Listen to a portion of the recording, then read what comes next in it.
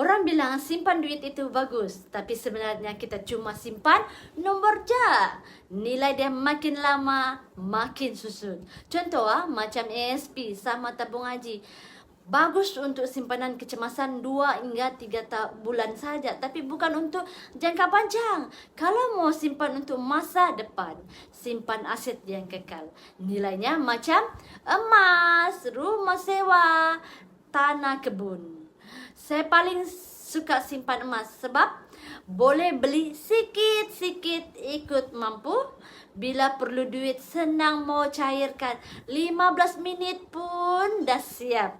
Kalau tuan-puan mak rasa mau simpan emas, pelan-pelan, lama-lama boleh jadi harta. Mau kaya dengan emas? Jom follow dan daftar. Hanya percuma saja di profesor tu. Tekan pin di bio tu, terus boleh belajar ilmu dan kewangan dan emas. Saya sedia bantu dan bimbing tuan-puan daripada zero sampai pandai simpan emas. Cara mula simpan yang paling senang.